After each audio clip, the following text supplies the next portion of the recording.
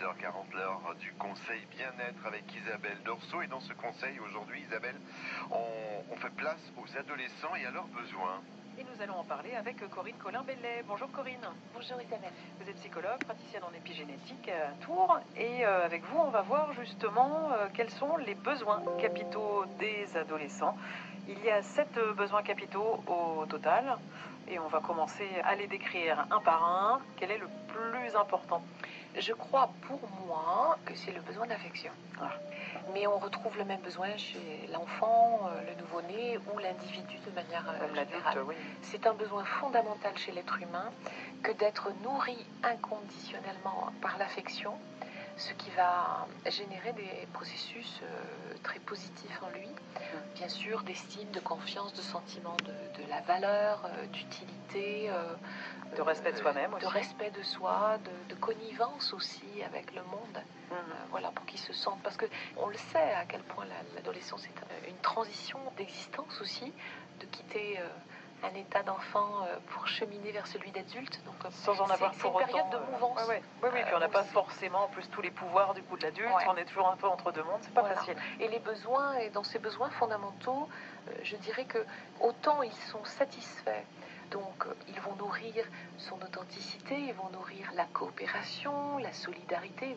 Voilà. Autant, bien entendu, s'ils ne sont pas satisfaits pour lui, eh bien, ils encouragent une dynamique d'agressivité latente, interne, comme une frustration et un non-respect, bien entendu, de leurs besoins personnels, en lien avec le monde extérieur. Donc, dans ce besoin d'affection, évidemment, il y a tous les effets positifs d'une sécurité intérieure qui se pose et qui se distille dans un quotidien, en interaction avec les camarades, en interaction avec la famille, etc. Et qui va générer chez lui tous les sentiments qui vont en découler après, c'est-à-dire donc estime et confiance notamment. Voilà.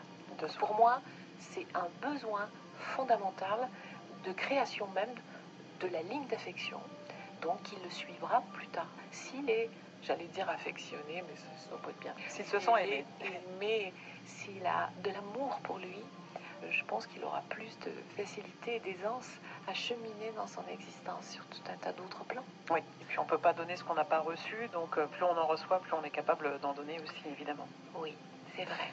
C'était le premier grand besoin fondamental de l'adolescent, donc c'est vrai que même si c'est des périodes un peu compliquées, transition, de conflits aussi parfois...